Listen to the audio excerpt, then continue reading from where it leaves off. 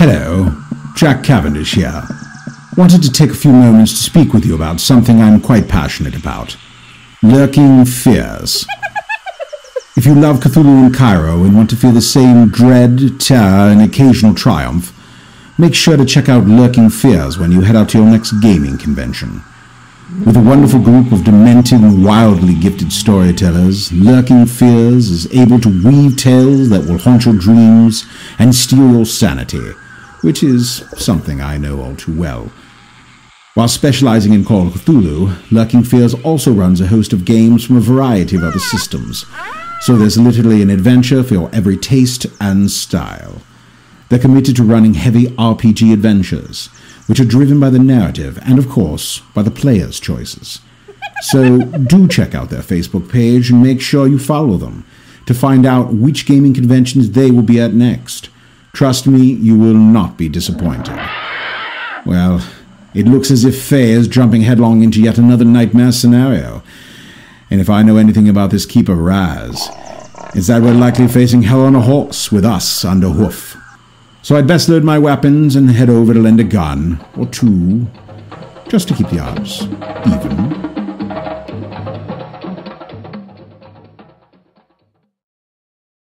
This episode is sponsored by our Patreon subscribers. Thank you so much for your continued support. If you're not a member yet, you can join our Patreon for as low as $1 per month to support the cast and crew of the Bardic College. Unlock bonus content featuring your favorite players, get exclusive access to shows you can't find anywhere else, and even get a chance to have Raz run a game of your choice. Visit us online at patreon.com/thebardic-college.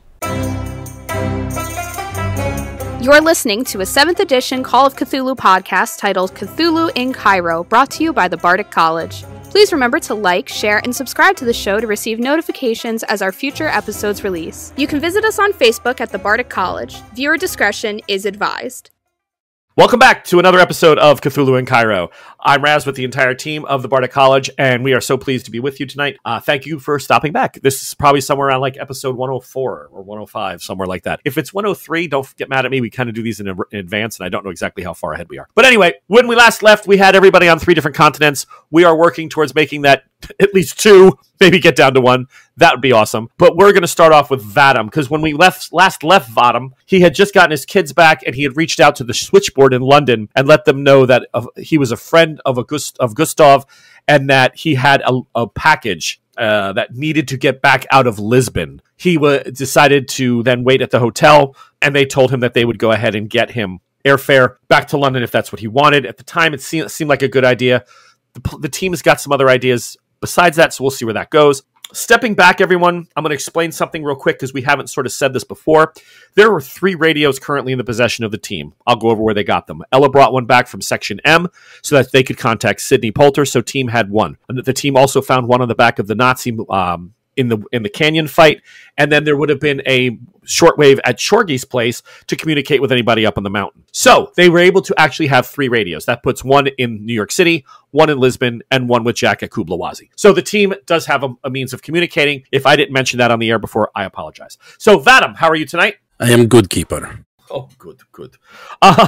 Let's start with you. So the anointed time that normally you would attempt to reach out to everyone, we're going to go by, we'll say it as, Greenwich Standard or London Standard, because most of them would have been like, 9 p.m.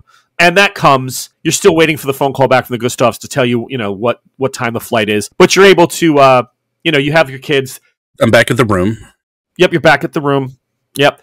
They're probably very well fed and sleepy because they're just happy to be in a... I got them to sleep, and we had like a couple of rooms, so I have the ability to have them sleeping in one room, I think, and me in another room. Do you want them in a separate room? I don't want them privy to the conversation. Okay, so you're going to have separate rooms then. Okay, yeah, we'll have them adjoining. Yep. Yeah, I mean, Gustav and I each had a room, right? Yep. So not a problem. Yep, still occupying that. I put my kids in my room, and I'll be in Gustav's room.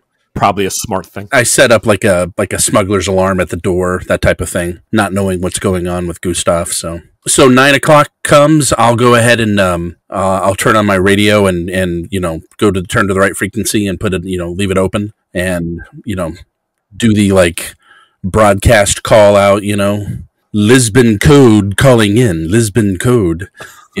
something like that. Yeah. Lisbon In a 1. British accent. Vadim takes on a different accent. Lisbon 1 for cold and calling, yes. Totally not Russian in Lisbon calling. So, Jack, you're ahead of that timetable. You're probably several hours ahead of Lisbon. I would think it's at least 2 or 3. So that's probably putting you a little later, like closer to 11. But you have been entertaining for the evening, so it wouldn't be uncommon at this point for you to be able to break away and just check the radio. Yeah, you're the first one who picks up the signal. 3 hours ahead. Just check. That's what I figured. 2 to 3. Yep. And New York is 5 hours behind, right? Behind. Yep. Okay, so he hears Vadim basically calling out. Yep. This is English receiving. English, it is good to hear your voice, my friend. It is good to hear you, Russia. We are having difficult time. Please explain. Good friend, G. He had to, not his choice, he had to depart. I see. Ladies, go ahead. Everybody make me a luck roll. That's a 4? It's just success or non-success, right? For the ladies only. Oh, sorry. Yep. So it's on my bad, but for ladies only. I know, I did it too. I was feeling pretty. What level success? That's a critical success. That's just a regular success, so I'm not as special as Kat tonight. Okay, well, Faye bombed it, so... Faye. So Faye and Ella are wrestling on the floor of the office, Catherine, screaming about the prophecies or whatever, and Ella's like, but I was helping, things were going on, and all of a sudden you hear the radio chirp, and it says G had to depart, wasn't his choice, or whatever Vadim said. You hear Vadim and then Jack's reply coming across the radio as the girls are having some sort of a discussion about the sarcophagus. How big is the radio? It's the size of like a microwave today. Oh. Yeah, they're pretty big. So a little conspicuous to carry it from the room? Not without help. Okay. No. You bitch! Why are you carrying it from... This is my house! I'm not carrying it from the room. I was trying to, when you take a call, you step aside. You step out. Okay. Yeah, and I don't know what they're doing. It was a joke because they've already gone to the Cobalt Club. Everybody met Kent Allard. Everybody's a little bit more relaxed, I'm sure. Oh, anyway, okay, so she puts the headset on. Hi, yeah, this is America? America. It is good to hear your voice as well. Hello, America. Likewise, English, Kenya, and Russia. What happened to G? Over. G, unfortunately, will not be joining us anymore. What did you do to offend him? Over. No, G is good friend. I would never offend him. It was not his choice. This is Kenya.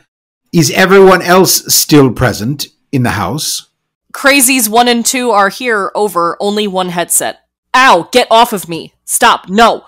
You hear in the background as Faye takes over for a second, this is Tiny Terror checking in, and yes, we're still here. I actually meant the other home, but glad to hear. What about you, Russia? Is everyone else still in the home, or did others depart? Russia is good. 2 packages have been secured. Good news, good news. Fantastic packages. We are concerned about leaving, and feel like that needs to take place soon. Right. I have a rather additional large package that I want to make sure gets delivered properly. This is Kenya. What are you doing with the smaller packages? Over. They are easy to carry with me for the time being. Understood. Over. Will you be bringing the small packages to us? Over. Friend G had planned on delivering package to London.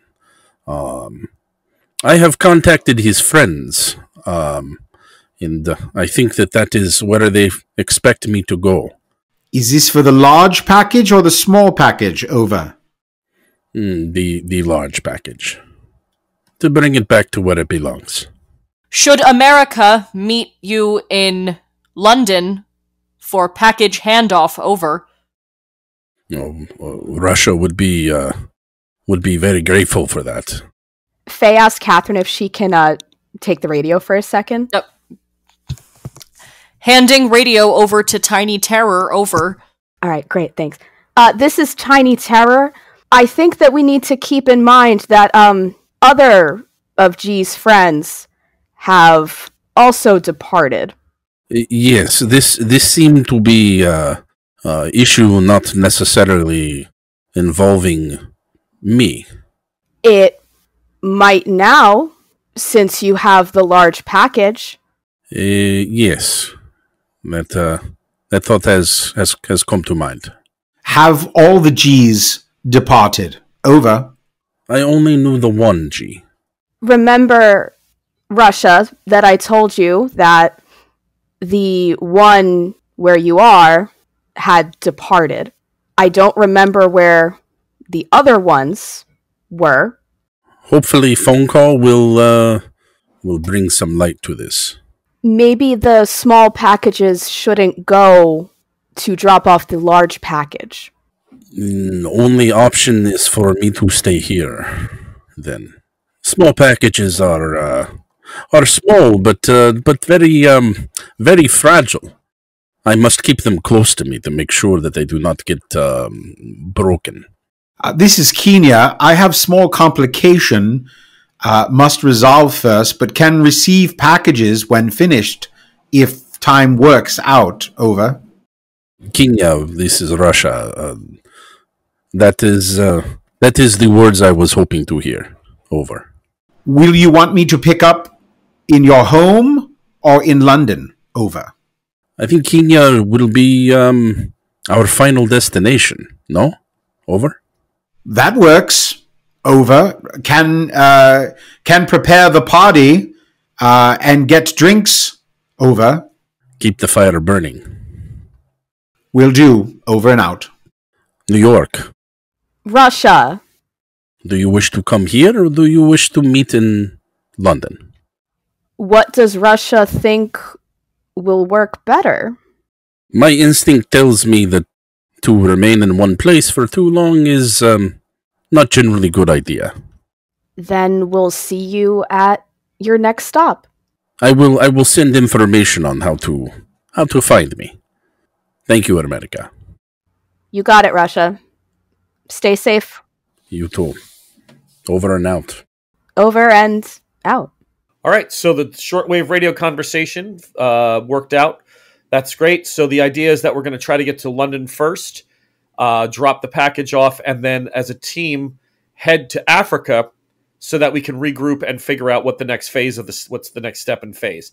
So, Vadam, you already going to have travel arrangements. Yeah, because this was a stopover. This was a stopover, and the switchboard was already making its preparations to bring you safely back. So they're working on that. So let's talk about the United States the ladies over there, Ella, Catherine, and Faye. How are you going about this? Are you doing commercial flights? Are you doing a semi-commercial flight with people from the Cobalt Club? Do you want to let them involved in it? Now, someone had pointed out that the Cobalt Club had been very helpful until it wasn't. Like in Germany, the Cobalt Club had been sort of infiltrated because we know that the Nazis began courting once they got the workers' movement in Bavaria really moving, they knew they also needed money to fund things. So they started looking at some of the aristocracy to bring them on board to the National Socialist concepts. So the Cobalt Club had been targeted, but everywhere else so far you've tried them, they seem to be working for you. Do you feel comfortable with New York? I'm of the mind that they don't need to know all of our moves, but they have also been super helpful. So Faye would turn to Catherine and let her make the decision since she's the member. And I think that she should get final say, unless Ella disagrees. Ella, anything from you on that? Do you trust the Cobalt Club, at least Allard at this point? Yeah, I would take input. I don't know if we can trust the Cobalt Club because of, the past issues with Aveline's character, but Ella wouldn't know that, but she's kind of, saying at this point, the only thing I want to do is get back on track with the mission. We were supposed to be heading towards Italy, but instead we got diverted towards Nepal, and now we're not even heading there, we're going to Kenya. So, really, she's just kind of flabbergasted that things have gotten so out of control that, we have to go to a completely separate continent that we didn't even need to go to in the first place. So, if you trust them, then she'll follow your guys' lead. We can fly commercial. I think it'd be fun. My suggestion. Use the club to get to London because they know that that's where Ella and myself are from anyway, and then take commercial flights from the UK to Kenya, because that would be so much more common than a commercial flight from New York to Kenya. Yeah. And that way, it's like, oh, hey, Cobalt Club, it's like, I sent them to the UK, and then we really don't need, from there, two of us know London incredibly well, and we don't need them as much. Yeah. That makes sense. So you're gonna see if, so you're gonna call, Lauren, you're gonna contact the Cobalt Club? Yes, I am. All right, and your contact there was Agnes. Okay, so you're going to contact... Now, it's fairly late. Are you going to wait till the morning to do this so that you can... Because by now, she'd probably... Unless it was an emergency. There's no need. We can arrange, we can call in the morning, everyone pack, say goodbye to the city that never sleeps, get some sleep yourselves, and we'll catch an afternoon-evening flight. So let's just go through that with Agnes real quick. You contact her in the morning. Let's say by 8 o'clock she is at her station or already inside the hall itself. You dial her from Faye's house phone, not a problem. And hello. Good morning, Agnes. This is Miss Ross. How are you this morning? Good, I hope? Oh, very well, Miss Ross. Thank you. And yourself? I'm doing well. So my friend, her family business has concluded in America, and our travels are bringing us back to where I'm from. So I need to arrange passage to England, please. I see. Not a problem. Are you looking to join other club members, or did you need something immediate? When were you looking to leave? I was looking because... the business is concluded. We were hoping to leave in the next day or so. Day or so, I see. Very well, I'm sure I can round something up. Is there a number I can reach you back at as soon as I make some sort of arrangements for you? We'll be here. This is the number of the residence we're staying at. You give it to her, Yeah, no problem. I give her the number. Okay, all right. She says, yes, let me make some inquiries. Several of our members do have private planes themselves, and there may be somebody heading over for a jaunt, or maybe interested in tagging along. We'll see. But I'm sure I can arrange something for you in the next several days, if not today. Thank you, Agnes. That's incredibly helpful. Of course. And is there anything else, or just that? You did get the medical supplies on your last visit, I heard. And I did. And everything went well with Mr. Allard. Everything went well with Mr. Allard. I have the medical supplies, excellent quality. I've been traveling. You don't know what I've had to work with. My God. One day I'll tell you a story about tubing and a Nepalese snowstorm. Terrible. And I've never done tubing. No, I mean medical tubing, dear. And and the Chanel suit that came in, that was lovely. So yeah, no, and the cigars. Got those too. Thank you. They came with a lovely bow. Agnes, Excellent. You've been a gem. And I hate to depart so soon, but needs must. I'll be in touch. Thanks. Ladies, are you continually tired, even after a good night's sleep? Do you feel run down in the middle of the afternoon? Does the thought of your children returning from school fill you with dread and visions of Dante's Inferno? Have you found the ring of your husband's desk-side bell alerting you to his every need now grates on your every nerve? Help is on the way. The answer is convenient, at your local supermarket, and just waiting to relieve your tensions. Phosphorine wine. That's right. With ample and continual application of this tasty medicinal beverage, fatigue, depression, and general dissatisfaction will be replaced with zip, zing, and energy that lasts throughout the day. Simply start each morning with a glass of phosphorine wine, a glass with lunch, mid-afternoon with your evening meal, liberal applications when with family, and watch your cares evaporate in a haze of wellness and good cheer. Here's what Mrs. D. Walbash of Putrid, Ontario had to say about phosphorine wine. I've never felt so alive. It's the damnedest thing. It even makes being a homemaker bearable again. Who needs personal interests or a career when you can cradle this gallon-sized bottle of perfection all day long? And this testimonial from Mr. C.C. Simmons of Scungy, Wyoming. Ever since I purchased phosphorine wine for my wife, she's been an absolute gem around the house. Doesn't even complain or go mad when I go to poker with the guys several times a week. To top it off, our 9-year-old Missy has now become the best under 12 cook in all of Kennet County. Thanks, Phosphorine Wine, for giving me my life back. Seem too incredible to be believed? It's not. You too can become a liquid squid and enjoy every day with Phosphorine Wine. Phosphorine Wine is 45% alcohol by volume, is highly addictive and habit-forming, filled with vitamins and minerals, and an excellent source of cocaine. Look for Phosphorine Wine in all your best supermarkets, liquor stores, bodegas, and corner shops. Phosphorine Wine, Mommy's new little helper. All right, so why don't we jump over to Jack for a minute? Jack, you had some things you wanted to do. You wanted to go and meet with the woman who was one of the leaders of the tribe where you were raised, and she was sort of very influential in your life as a young man, correct? Yes. Kakayengu's mother. Yeah, she was basically my wet nurse when I was a child, yeah. So let me ask you this, Jack, as we're doing this encounter with Mama Kenda and what you wanted to find out. Who are you bringing, and how far does Kakayangu's tribe live? Or are they on the property?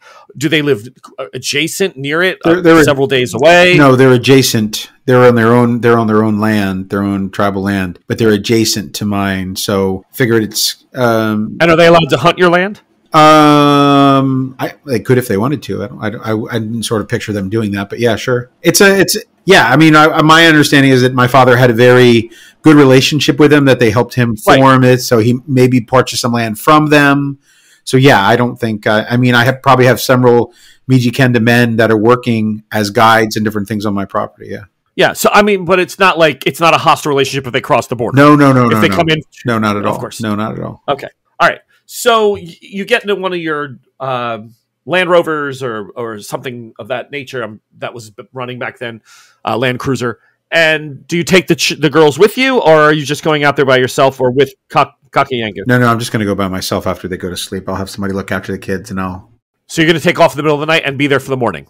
Yeah, it's my plan is to go overnight. Plus, I don't need to sleep anymore, so. Correct. Not as very little. I will send word ahead. I'll send like one of the servant girls out back to the tribe to let her know that'll be coming. Let's say, I don't know, it would be probably like 10:30 or something like that at night once the sun is down and everything.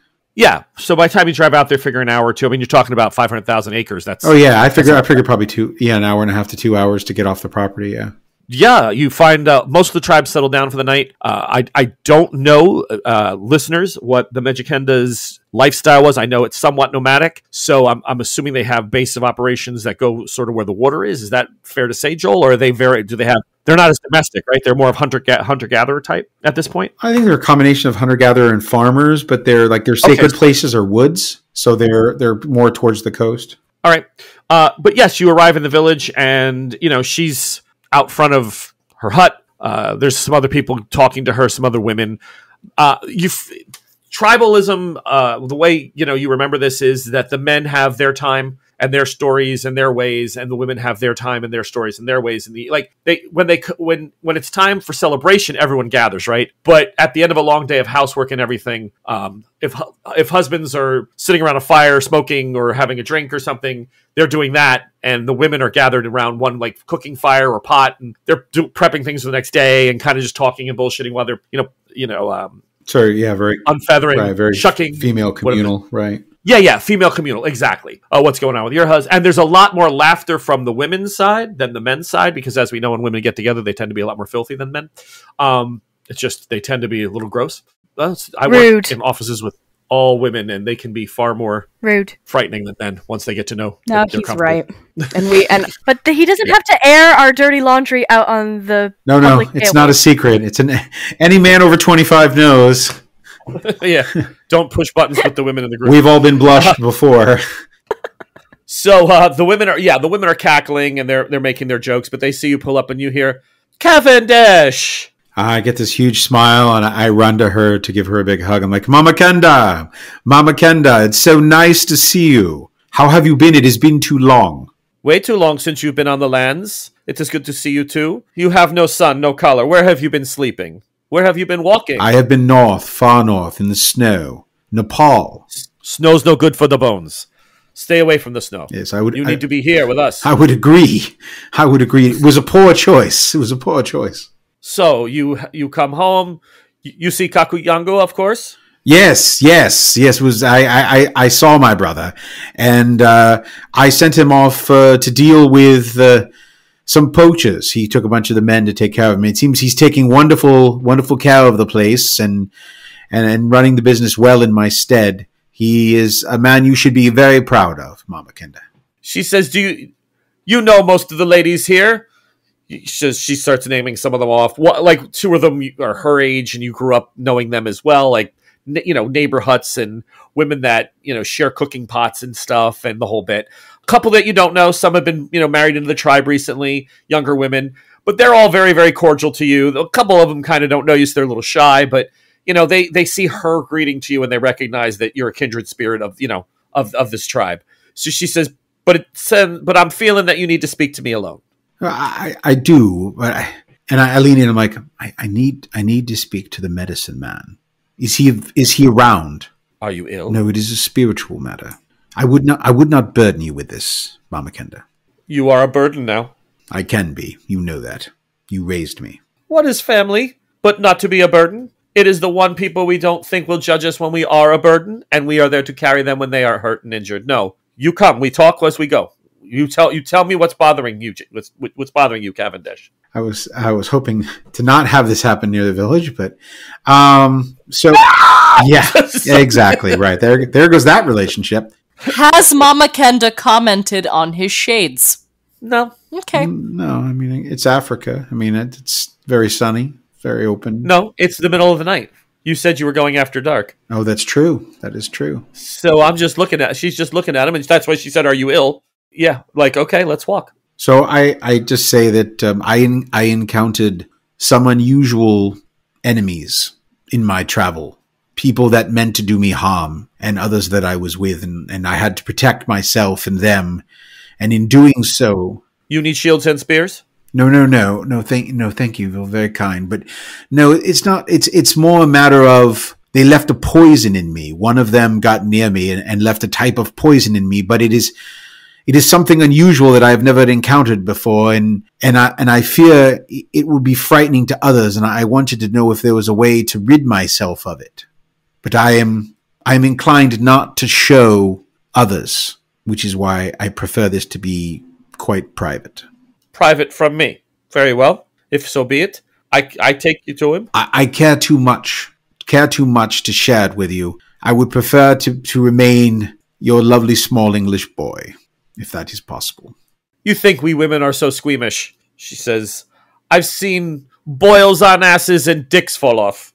You know this. I lift my glasses quickly and put them back. Okay, that's a little startling. Yeah. Yes. She takes that whole thing back. She looks at your eyes and takes a step back, and she says, "That's from poison?" I don't know what it is. They were unusual. They were, in some way, I think spiritual. They had symbols that had been written on the backs of their necks. They were not normal, and this is why I would not burden you with it. These are men. I need to speak to the medicine man. I need to find out if there's a way. I don't know if they were men. They looked like men. You fought them and they don't. But they looked like men and then they didn't. It would scare you. They were nightmarish. It is not something that I would choose to leave in your memory. I want to save you from knowing of it. You think they're Bojo? Evil spirits? Yes. Yes, they were most certainly evil spirits. And how did you get this poison in you? I don't know. I suppose I was sick. I was hurt by one of them, and I was out for quite a long time, and one of my companions nursed me back to health, and I believe they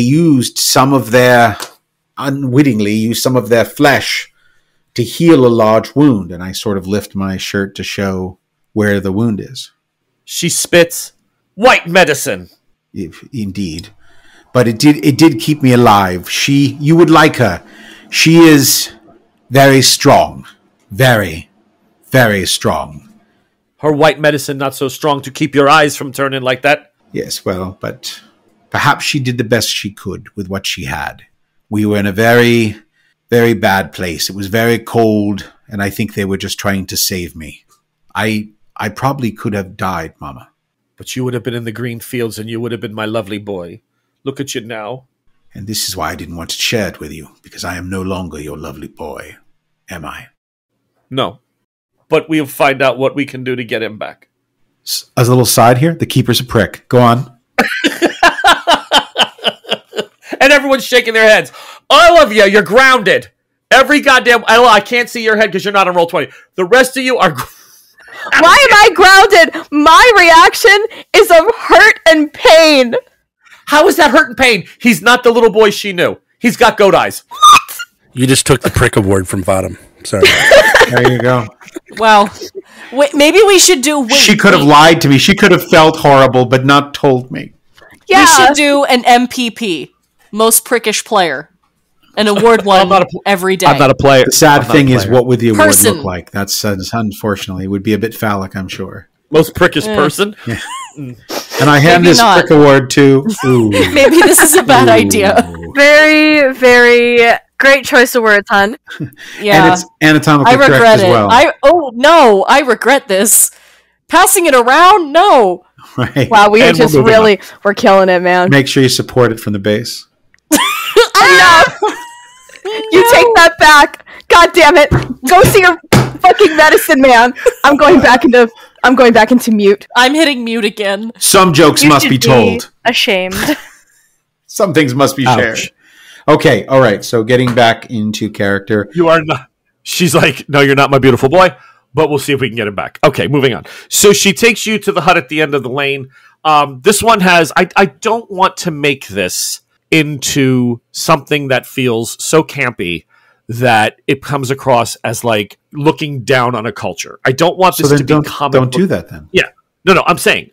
But it's a witch doctor. Yeah, we understand. I mean, So that's what they this- would call them. We understand that there are tribal people. They're people near the plain, near the coast. Sure. There are a few large sticks driven into the ground with animal bones and stuff, and all of this is for frightening spirits, right? I don't want this to look like, Tiadama from Pirates of the Caribbean.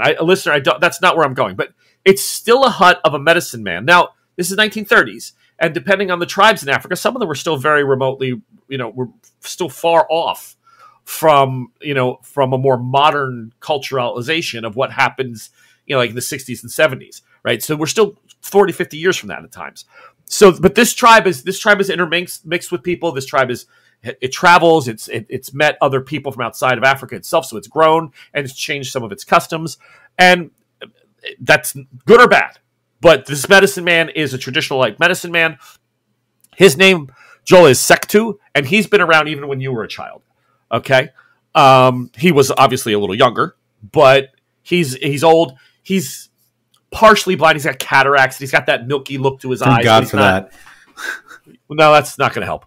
But that's okay. So there's always a fire burning in outside of his hut, and the smoke's wafting up to the sky, and it's just the way he is, right? He's got snakes in jars. He's got some things. It's all that kind of that style of herbalism and alchemy, right? That kind of medicine. And she walks up and goes, Cthulhu, it's me. I need to speak to you, my boy, Cavendish. You remember him, the pale. He come back and he's got either Bojo or something wrong with him. Something is inside and it's changing him. I need you to take a look at him. Bojo? And he flaps open the curtain and he comes walking out and he's like, what do you mean, Bojo? And he looks at you and he says, I remember you, Cavendish, when you were a small boy. I remember you as a teenager too, causing mischief with Kakayangu. Where you been? Why you got Bojo in you? Perhaps I've been causing trouble elsewhere, Sectu. Perhaps you didn't. Perhaps you weren't able to beat it out of me as a child. To teach me the right ways. I only laid hands on you when you laid hands on my things. A couple times. But come inside. We talk away from everyone's ears and eyes. Thank you. I know your time is valuable. Thank you so much. And I turn to Mama Kenda, and I go as if I want to sort of hug her, thank her, and then I sort of think better of it, and then don't do that. I'm like, thank you, Mama Kenda. I am most grateful. Make a spot hidden. Oh my God, that's fantastic. That is a critical hit. You turn and turn back to see her ward herself 3 times and Can I put her head to her. Can I change that put to her a head fail? to her hands. No, and put her head to her hands as she walks away. There's a shell or piece of bone, something you found. We're gonna say shell that you had found, and you had taken a small nail, and you had so ever carefully tapped a little hole into this shell, and you'd put it on a leather thong for her. When when you found out the story about your mother and how she had to leave, and your father said that this is the woman that had raised you, so you're about 5 or 6, and you had given it to her. She pulls that off, and she drops that in the sand, and she walks back to her house. I look at it for a moment, and then I pick it up and I put it in my pocket. Come in, Cavendish. Now, he's a little bit deflated now, so he turns and walks in, quite deflated. What's wrong? Sit down and show me the problem. I encountered creatures in another land, in a land called Nepal, with companions that I was hunting with. And they attacked us. And they looked like men, but they looked like dead men, skeletons, if that makes sense, in clothes. And they walked. And they tried to harm us, and so we protected ourselves, and I did my best to protect them. At some point, I was injured, and I must have passed out, and the nurse that was with us took care of me and tried to heal me as best she could, but my wounds were pretty grave in my abdomen, and I point to my stomach, and I say that she had to use flesh from one of the creatures to heal me, and I fear it has infected me, and I'm worried about what is wrong now and what might be worse that I don't know about, and if there's something you can do. If anyone can, it would be you, Cthulhu. I have always trusted your wisdom. Do you show him your eyes? I show him the stomach first. Is this everything? He asks. This is the result of the use of that flesh. Please do not run from me. And I removed my goggles completely. Oh. He just exhales a little bit. He says, Cavendish, you must have been grievously hurt. This is... I am changed in other ways. I do not seem to need to sleep. And when I do sleep, I no longer dream. I no longer remember anything until I wake. It's as if when I'm sleeping, I'm dead. Well, you definitely have something there. There's something in there. Sit for me. Gonna try you something. I sit down. Let's see if this does this.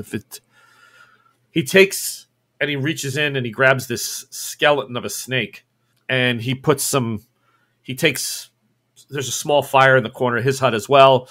He starts putting some stuff in there, and he mixes. It takes about 20 minutes, and he's just making mumbling sounds, and he brews this tea, and he pours it, and he puts the snake skeleton down, and he walks over to you, and he says something over the cup, and he's like, go ahead and drink this. Do you drink it? Yes. Within 20 or 30 seconds, he fades, and the snake starts to move. You see the snake moving, but he's not moving. He's not even there. The hut appears to be empty of everything except the skeletal snake, and like the dead bat on the wall is now moving its head around. Everything in the hut that was stuffed, dried, or being used for to make unctions and other potions and things, the cadavers and the pieces, those seem to be writhing or pumping with life or moving. Cthulhu is not there. I think it's important to mention to our listeners that my backstory is that I am a fervent believer of their religion and converted to their religion as a very small boy because my father was very a-religious. So while it is quite frightening to him, at the same time he believes in this. So that's why he drank the tea so quickly. Cavendish, what do you see? All of the dead things are moving about me and writhing. The dead creatures, the remnants of your searches and hunts, all moving. You are gone. I cannot see you. Look harder. Find me. I look around the tent as intently as I can. You don't see him. I do not see you, Sectu. I cannot see you. And now? Do you see me now? You still don't see him. No, I do not see you. Where are you? Stay here. Go nowhere. You must wait here, Cavendish. The brew will wear off soon. I have to step out for a moment. You will be fine. Nothing will harm you. They see you as brother. They will not harm you. Just wait here. I will trust you, Sectu. All right, girls, back over to you. No, go back to him. Like, I want to listen to this. It's all right. We're not going to do anything except for shop before we get back on the airplane. Like, no, go back to Kenya. So a phone call comes, Captain. No! It's a tension breaker. It's in purpose. He doesn't. No, I don't need my tension broken. I'm scared. Do I answer the phone? Who answers the phone? I'll answer the phone. I live here. Yeah. I answer the phone. My mother and I live here. I live here. Shut up. I could answer the phone in a funny voice. The Dawson residence, lady of the house can't speak. She's in the basement. You fucking stop that right goddamn now. All right. I pick up the phone and I go, Dawson residence. Oh, Miss Dawson. Agnes from the Cobalt Club. I was wondering if Miss Ross might be available. I have some information regarding your plane flight that she had requested. I go, yeah, just give me 1 second, and I cover the receiver with my hand, and I turn towards the house, and I just yell, Catherine! Phone! Who is it? You know who it is! She pokes her head out from, she was in the library, she was reading a book. Oh, she wasn't soaking? Bring me the phone! No, she pokes her head in from the library, she's got a cup of coffee in one hand, a book in the other. It's Agnes! Who did you think was calling? I don't know, maybe they found me, I don't know. Give me the phone. God damn it. And then I just hand her the receiver, and then I go Listen, you're not the only one with family drama. Hi, Agnes! Oh, I'm not the only one with Miss family Ross. drama. Is Miss Dawson still on the line? Miss Dawson is standing next to me. Yes, my family drama is nothing like yours. It's a different flavor, but that doesn't mean it still doesn't taste bad. I'm going to the kitchen and making coffee. So, if everyone's available to leave today... Oh, yeah. We can get a flight out. It would be from Trenton Airport, and Mr. Allard has offered you the use of his own private plane. Oh my god. Does he want something in exchange or something? Like, are we gonna have to, like, complete some sort of mission? Mission? He didn't mention anything about a mission. Listen, I've been asked to do weird stuff before, so... For a plane ride? Oh, honey, hold out for more. What? I'm sorry, did I misunderstand? No, I'm talking about, like, smuggling. Smuggling? Like, moving goods across borders. Agnes! Is that what we're calling it now? Vadam's voice from the ether. Oh, she's moving goods all right. She's been moving them across that border. Don't admit to crime. Back What are you forth and back and forth. What have I done? All right, she says, well, I don't think Mr. Allard's intentions were anything but to offer you the use of his plane. That's incredibly kind. I'm not used to that. If possible, I'll have the car round to you in about 90 minutes, and they'll take you. The flight should be departing by about 2 p.m. Fantastic. You're a gem, a saint among women, and thank you for all of your help. Oh, not at all. Best in London. And she hangs up the phone. I never, she turns to whoever's in the room with her. I never get to say that before she hangs up the phone. Do you think she thinks I'm awkward? I mean, probably, but you're endearing, so... Am I? Oh, yeah. Equal Yeah, parts. you want some coffee? Yeah. Oh, should I start drinking? We're flying again. You know what? My dad probably has a flask around here somewhere. I'm gonna fill it up with something for you, and you can just start in the car. Great. I hate travel. I know, I do too. All right, so you'll be on your way in about 90 minutes. That's no problem, and they're going to take you to the Trenton Airport. It's about an hour outside of the city, hour and a half. So yeah, you'll be up in the air by 2 and in London by about 8:30 p.m. Cool. Back, probably a little longer than that, right? 6 hours now. It's probably, more like a 10-hour flight back then. Planes were going a lot slower. They're probably about 200 miles an hour. Yeah, it's going to be a little longer than that. So what you'll probably end up doing then, so listeners can understand, you'll fly to Nova Scotia tonight, land, and then you'll take off from there in the morning. Because they really don't like doing a lot of overnight flights unless they have to. An Allard's guy is the same. It's not normally recommended. All right, so Vadam, last thing for you before we end up this episode for tonight, and we'll get back to Jack next week. Vadam, you get the phone call from the switchboard as well, saying that you have a flight. What they were trying to do is get you a direct, but the only way they could make this work was through Madrid. So you'll fly over to Madrid and then over to London. So I must secure cargo for change of flight? Flight doesn't change. It's just a stop. Ah, very good. You'll be staying there overnight, but the cargo will never leave the plane except for personal luggage. Everything will just stay as is, and then the next morning you'll take off. But there's really no direct right now that I was able to arrange from Lisbon to London if you need to leave in the next 24 hours. If I had a little more time, I probably could have drummed something up. But your choice. If you'd rather stay, I'll work on something direct. No. Departing as quickly as possible is what is best. You are very efficient. It's important that this gets done. We appreciate it very much that you're doing this. Vadim hangs up. And Vadim has entered the awkward silence. And yeah, thanks, bye. Like, okay. We have no people skills on the phone. Learn them. They're important. People thanking him. He's like, what? Pay me. Pay me or don't pay me. Forget it. Shut up. What has happened to me? I'm doing all this for free. You wake your son up at 2 a.m. This is what I want you never to do. Never do this. Yes. What I'm doing. This softness in the heart. It's killing me.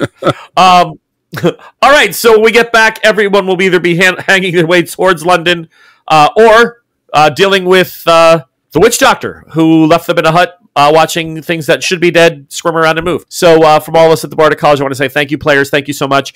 We will be back next week with more of the show Cthulhu and Cairo. Don't worry, we are heading back towards the main plot line, I promise you. But we'll see what happens to Jack and the team when they all get back together. From all of us, thank you. Don't forget like, share, subscribe, do all that nice stuff. Check out Lurking Fears. Don't forget Operation Poltergeist. People are already really talking about it and having a good time with it, and we'll check you out next time. Good night, everybody.